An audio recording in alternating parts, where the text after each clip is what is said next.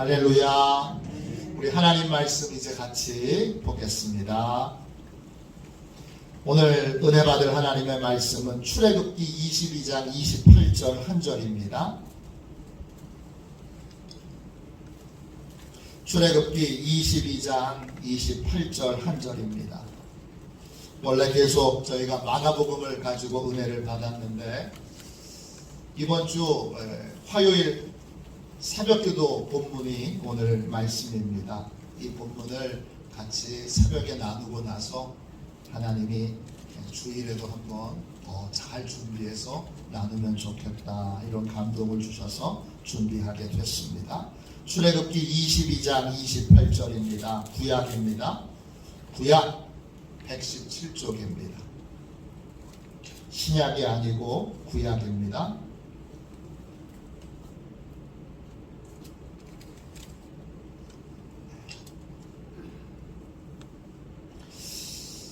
출애굽기 22장 28절입니다. 우리 한 절 말씀을 함께 읽도록 하겠습니다. 같이 읽습니다. 너는 재판장을 모독하지 말며 백성의 지도자를 저주하지 말지니라. 아멘.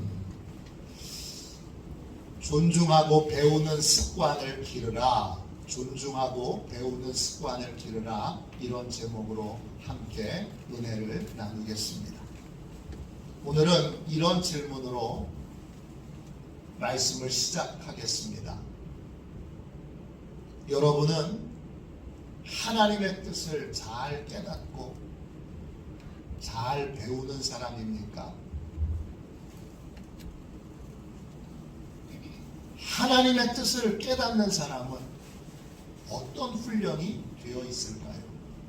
처음부터 하나님의 뜻을 태어날 때부터 잘 깨닫는 사람은 없습니다. 분명히 그분도 훈련을 받았을 텐데 도대체 어떤 훈련을 받았을까요? 하나님의 뜻을 잘 깨닫는 훈련은 구체적으로 어떤 걸까요? 많은 분이 하나님의 음성 듣는 법을 배우기를 원합니다. 하나님의 음성을 들으려면 많은 훈련이 필요합니다. 그런데 하나님의 음성을 듣는 법 가운데 제일 쉽고 간단하면서도 확실한 방법이 있습니다.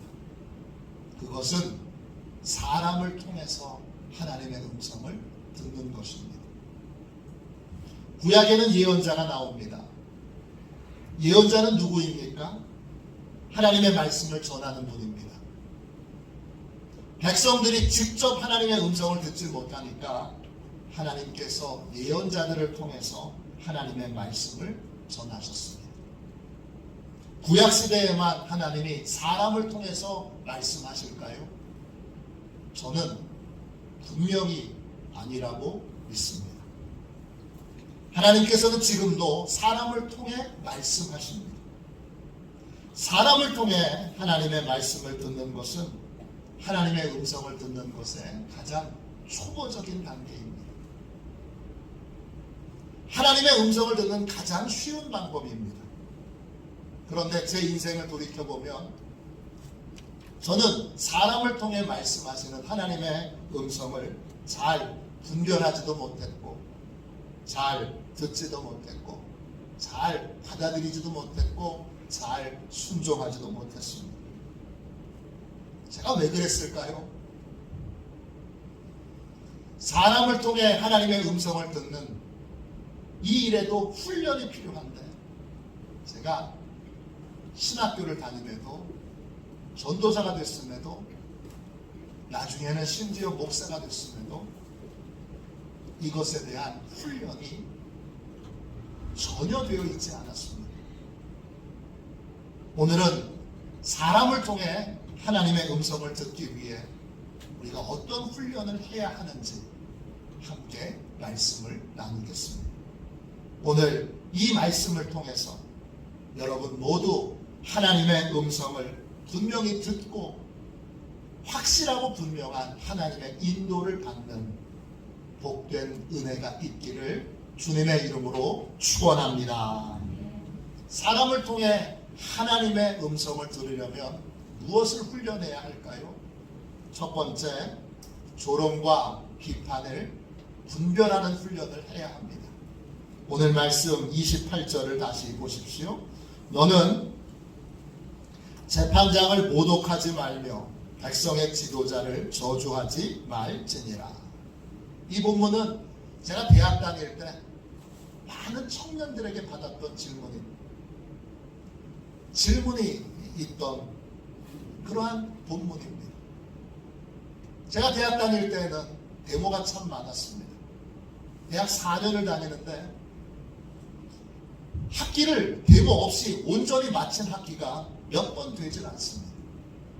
학기를 시작하다가 중간에 데모가 돼서 학기가 중단되고 또 중단되고 그렇게 많은 데모가 있었던 그러한 때에 대학을 다녔습니다. 청년부 성경 공부 시간이 되면 많은 청년들이 제게 이런 질문을 했습니다. 지도자가 악해도 무조건 순종해야 합니까? 악한 지도자도 무조건 참아야 합니까? 이 질문은 이후 많은 사람들에게 동일한 질문으로 받았습니다. 지도자에게 상처를 받았거나 지도자에게 크게 실망했던 분들은 어김없이 저한테 이 질문을 했습니다. 교회에서 상처받은 분, 목사님에게 상처받은 분, 장로님에게 상처받은 분, 장로님이 회사의 사장이신데 상처받은 분, 이런 분들이 또 정부에 대해서 또 지도자에 대해서 상처 입거나 실망하는 많은 분들이 동일한 질문을 했습니다. 오늘 본문의 뜻이 무엇입니까? 이 말씀은 지도자에게 무조건 순종하라는 말씀이 아닙니다. 지도자가 악할지라도 무조건 참으라, 이런 뜻도 아닙니다. 또 지도자가 잘못했는데 비판하지도 말라, 이런 뜻도 아닙니다. 지도자가 악행을 행할 때 저항하지도 말라, 이런 뜻도 아닙니다. 그럼 오늘 본문의 뜻은 무엇입니까? 지도자를 멸시하거나 조롱하지 말라는 것입니다. 오늘 말씀을 다시 한번 더 읽어봅시다. 28절입니다. 너는 재판장을 모독하지 말며 백성의 지도자를 저주하지 말지니라. 이 본문에 나오는 재판장은 히브리어로 하나님을 뜻하는 엘로힘입니다. 영어 성경 NIV나 NLT 성경에는 하나님을 모독하지 말라, 이렇게 번역되어 있습니다.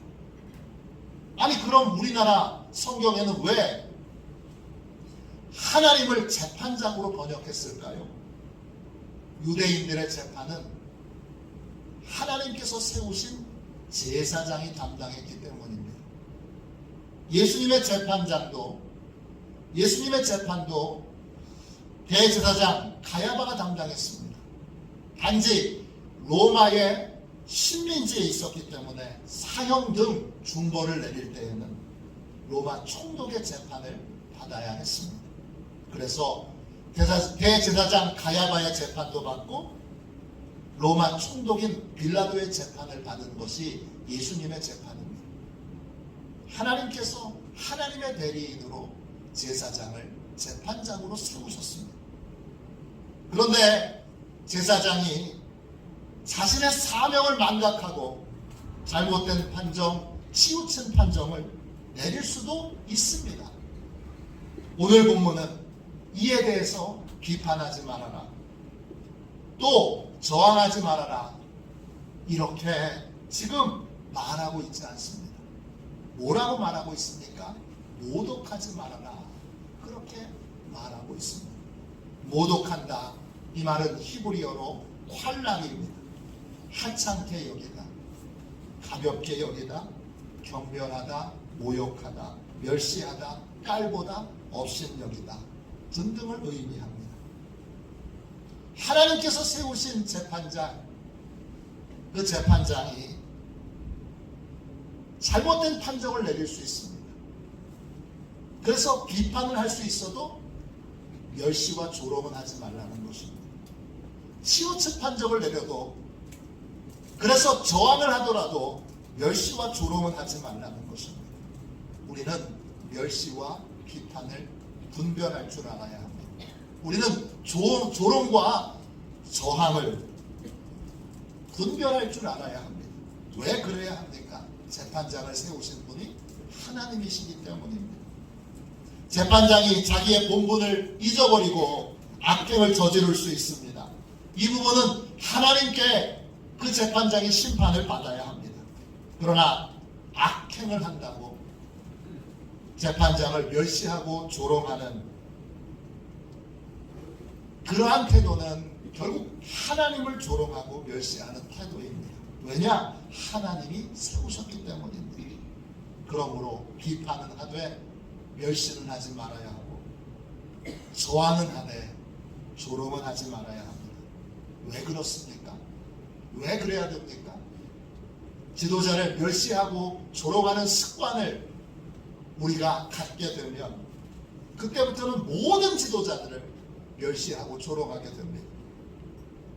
우리는 지도자를 통해서 배워야 하고 고쳐야 하고 순종하는 법을 배워야 하는데, 모든 지도자가 다 악한 것이 아닌데 하나님의 뜻을 이루는 신실한 지도자도 분명히 있는데, 지도자들을 멸시하고 조롱하는 습관을 갖게 되면 우리는 지도자들을 통해서 주시는 하나님의 음성을 들을 수도, 또 그 음성에 순종할 수도 없게 됩니다.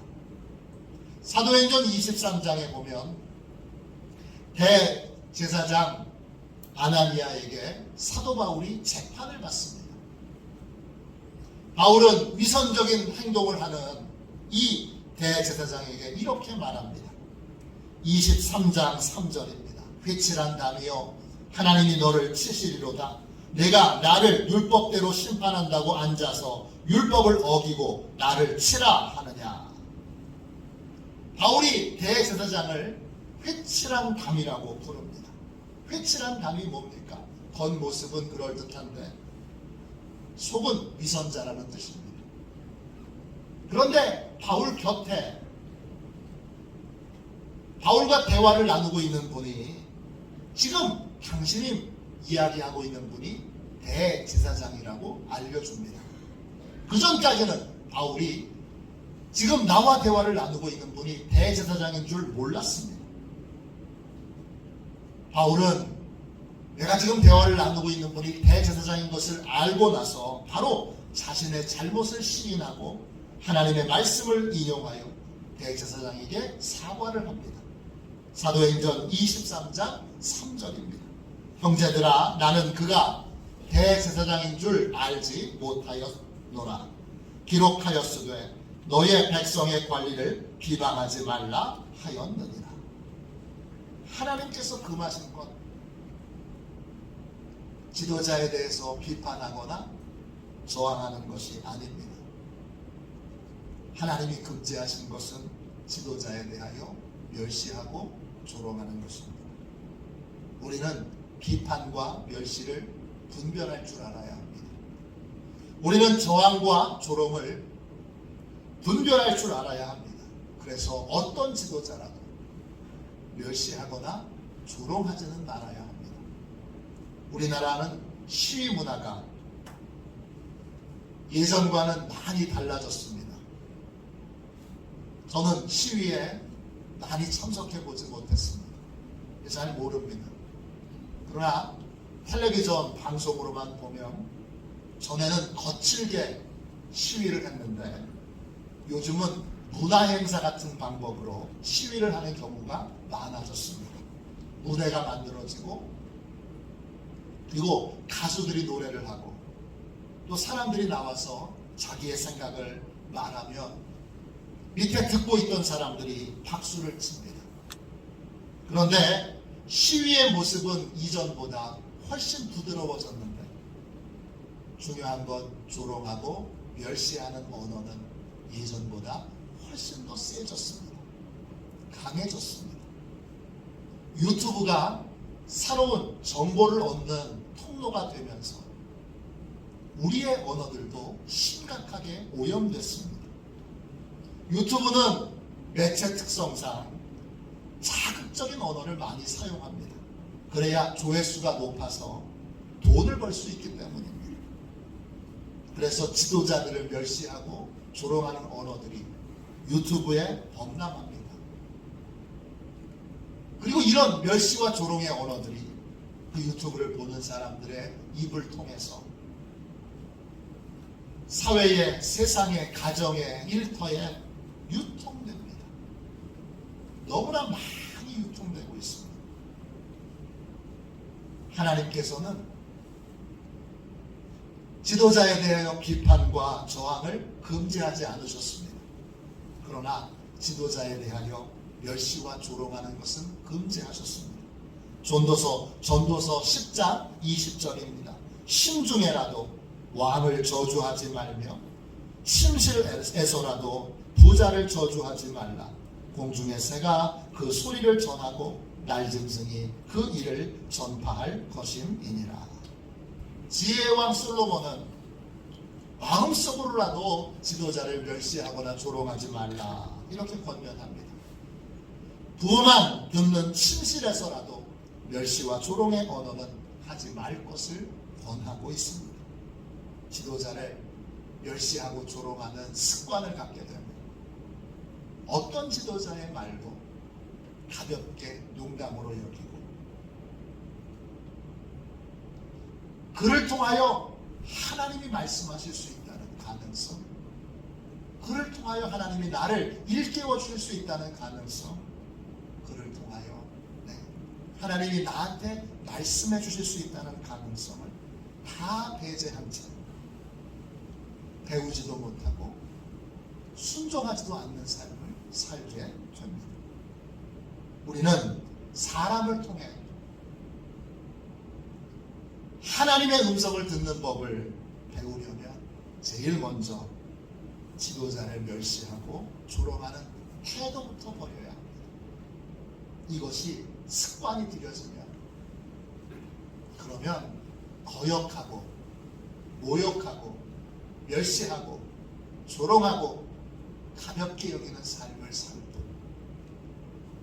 즉 자기 생각과 자기 뜻을 고집하는 인생을 살 뿐 사람을 통해 들려지는 하나님의 음성을 듣고 배우고 순종하고 훈련하는 이 복된 삶은 살아갈 수 없습니다. 그러므로 기억하십시오. 멸시와 조롱의 습관은 버리십시오. 멸시하는 것과 비판하는 것, 그리고 조롱하는 것과 저항하는 것을 분별하십시오. 그래서 하나님이 그 맛에 멸시와 조롱의 습관을 온전히 끊어내는 저와 여러분이 되시기를 주님의 이름으로 축원합니다. 두 번째, 사람을 통해 말씀하시는 하나님의 음성을 들으려면 무엇을 훈련해야 할까요? 둘째, 모든 사람과의 대화를 하나님과 연결해서 듣는 훈련을 해야 합니다. 하나님께서 제사장을 하나님의 대리인으로 세우셨습니다. 이 사명을 자각한 신실한 재판장의 그 판결은 곧 하나님의 판결이 됩니다. 신실한 재판장의 말은 곧 하나님의 말씀이 되는 것입니다. 재판장을 모독하는 것은 재판장을 통해 들려지는 하나님의 말씀을 하나님의 말씀으로 받지 않고 단순한 인간의 말, 개인의 말로 가볍게 여기는 것입니다. 가볍게 여기는 것이 모독하는 것입니다. 우리는 이런 실수를 범하지 않도록 꼭 목사님에게서 들려지는 말씀만 하나님의 말씀이 아니라 내 남편에게서, 내 아내에게서,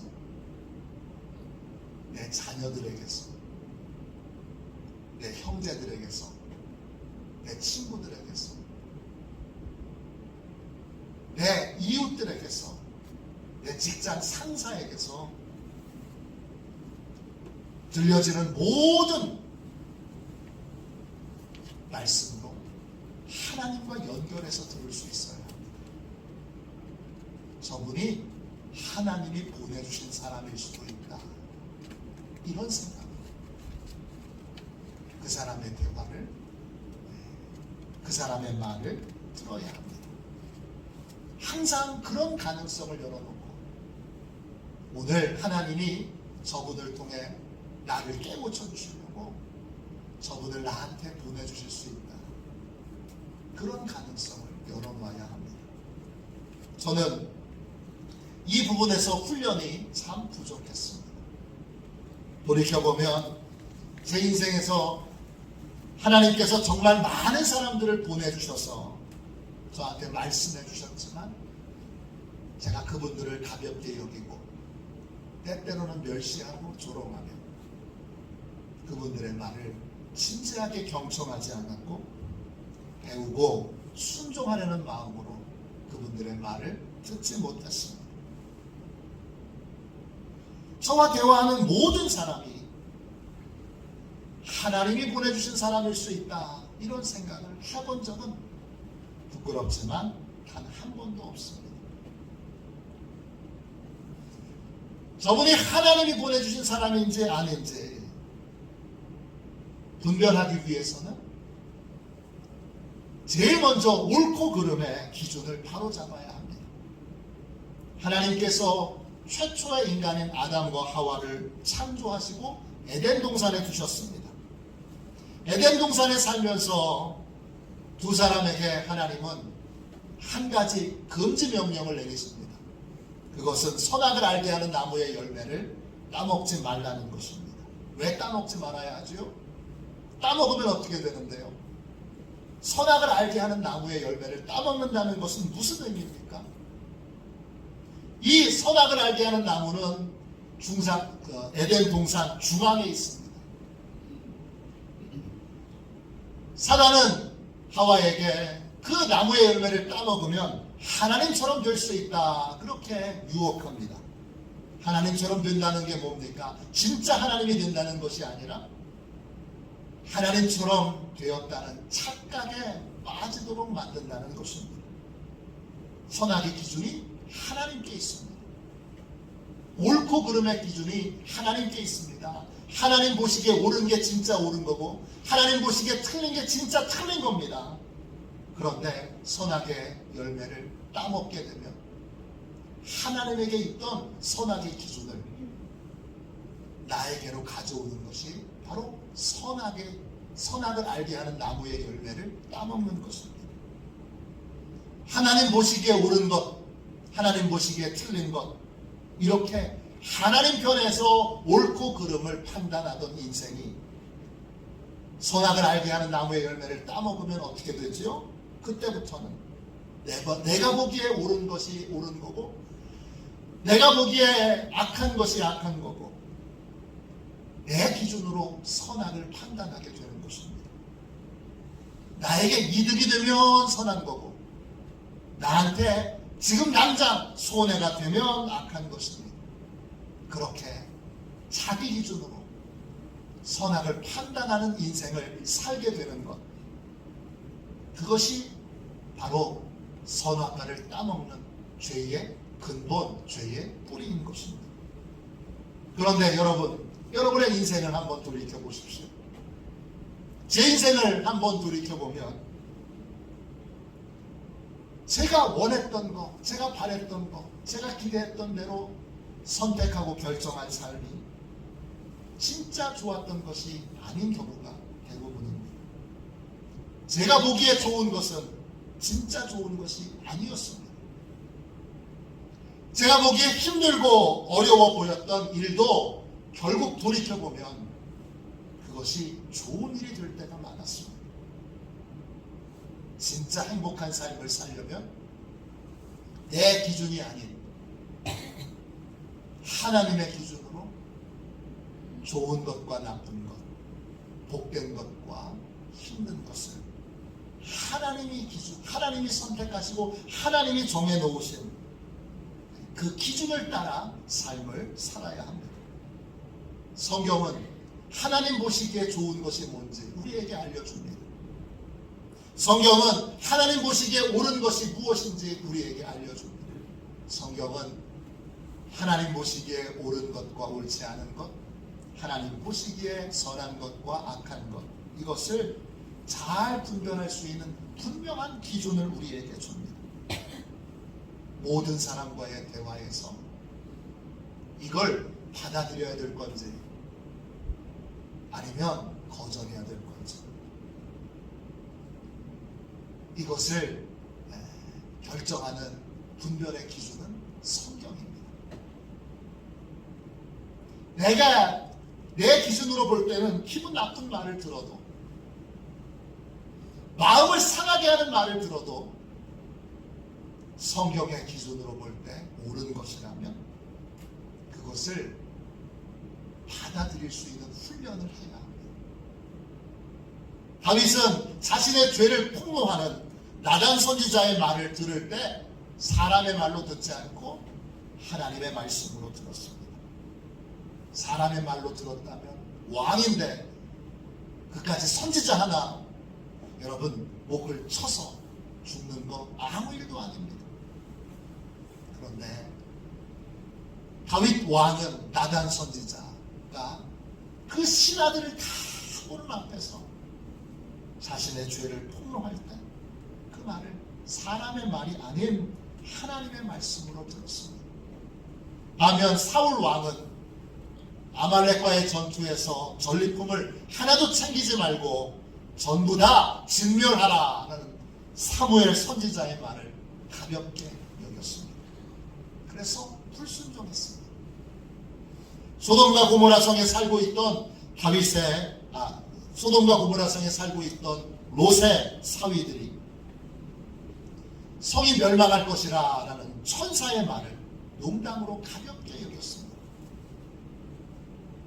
예수님은 위선적인 사람의 말이라 할지라도 성경의 기준에 틀리지 않는다면 받아들이는 훈련을 해야 한다, 이렇게 말씀하셨습니다. 마태복음 23장 3절입니다. 무엇이든지, 이 바리새인들에 대해서 말합니다. 무엇이든지 그들이 말하는 바는 행하고 지키되 그들이 하는 행위는 본받지 말라. 진짜 위선적인 바리새인의 행위는 본받지 말되, 위선적인 바리새인의 말이라 할지라도 성경에 어긋나지 않는다면 그 말은 듣고 지켜 행하라는 것입니다.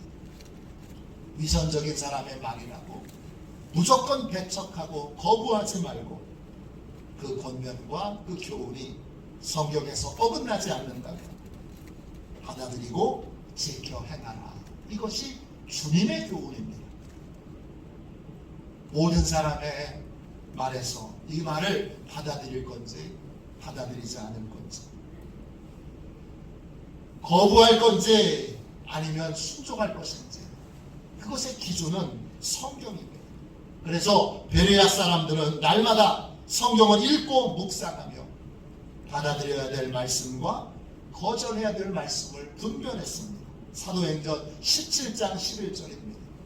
베레아에 있는 사람들은 데살로니가에 있는 사람들보다 더 너그러워서 간절한 마음으로 말씀을 받고 이것이 그러한가 하여 날마다 성경을 상고하므로, 우리는 사람을 통해 말씀하시는 하나님의 음성을 듣기 위해 모든 대화를 하나님과 연결해서 듣는 훈련을 해야 합니다.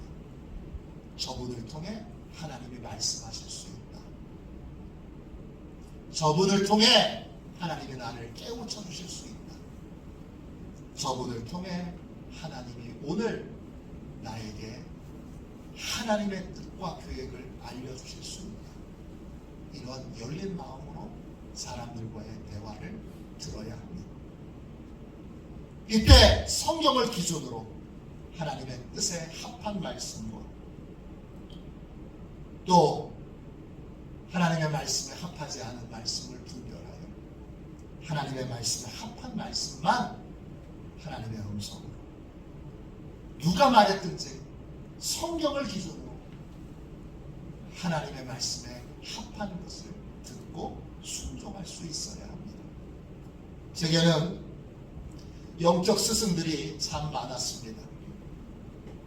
그 중에 한 분이 임성기 목사님이십니다. 최근에 돌아가셨습니다. 코로나 상황이지만 제 인생에 너무 중요한 분이셨기에 아내와 함께 조문을 갔습니다. 오래간만에 가족들을 만나서 인사를 나누며 제 입에서 예상치 못했던 말이 튀어나왔습니다. 임성기 목사님은 제게 진짜 스승이셨습니다. 임성기 목사님은 제가 유치장 선교회 회원으로 종로경찰서 유치장에 월요일마다 가서 유치장 예배를 인도할 때 당시 종로경찰서 경목이셨습니다. 임성기 목사님의 제안으로 함께 세계선교문화원을 세웠습니다. 초기 선교문화원이 정착할 수 있도록 제가 열심히 도왔습니다. 임성기 목사님은 화려한 성공을 거둔 적이 한 번도 없는 분입니다. 그런데 정직하고 진실하게 하나님이 기뻐하시는 일들을 묵묵히 했던 분입니다. 부끄럽지만 저는 돌아가실 때까지 제가 위대한 분과 함께 위대한 믿음의 사람과 함께 했었다는 사실을 몰랐습니다. 임성기 목사님과 함께 일을 할 때 저는 거짓말로 핑계를 대는 습관을 가지고 있었습니다. 예를 들어서 집에서 늦게 출발했는데 사무실에 늦게 도착하면 아유 차가 막혀서 늦었다고 그렇게 거짓말로 핑계를 대는 것입니다. 처음에는 따뜻하게 타일러 주셨지만 때로는 엄하게 꾸짖기도 하셨습니다. 꾸지람을 들을 때에는 기분이 좋지 않았습니다. 저는 목사님을 하나님의 사람으로 생각해 본 적이 단 한 번도 없습니다. 꾸지람을 들을 때 하나님이 목사님을 통해서 나를 꾸짖고 계시는구나. 그렇게 연결해서 생각해 본 적이 단 한 번도 없습니다.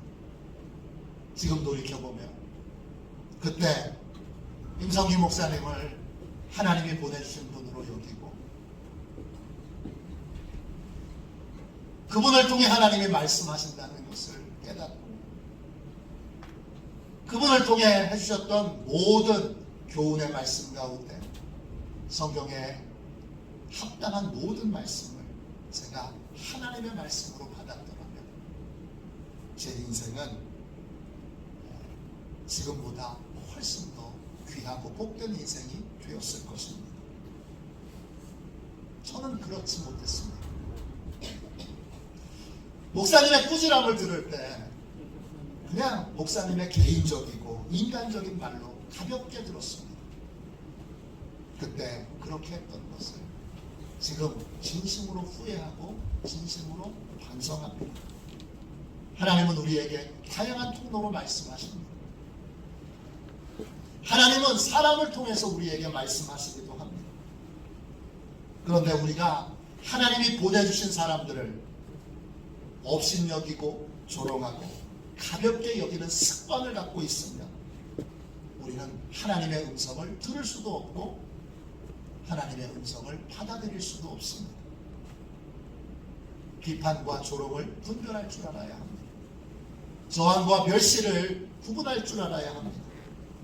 우리는 어떤 지도자도 멸시하거나 조롱하지 말아야 합니다. 더 나아가서 어떤 사람도 멸시하거나 조롱하지 말아야 합니다. 모든 사람, 목사님뿐만 아닌 모든 사람들이 다 하나님이 보내주신 나한테 하나님의 말씀을 전하도록 보내주신 하나님의 사람일 수 있기 때문입니다. 우리는 모든 대화를 하나님과 연결해서 들어야 합니다. 성경에서 어긋나지 않는 분명한 조언이라면 내가 기분 나빠도 내가 화가 나도 그리고 내 마음이 잠시 상해도 하나님의 말씀으로 들을 수 있어야 합니다. 이럴 때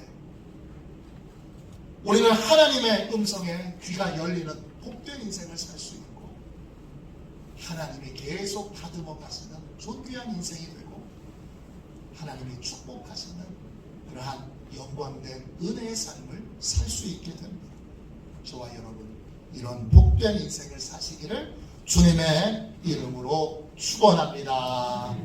우리 이 시간 사람을 통해 말씀하시는 하나님의 음성을 듣는 삶을 살도록 우리 함께 통성으로 기도하겠습니다. 우리 292장 우리 1절만 두 번 찬양하고 우리 함께 통성으로 기도하겠습니다.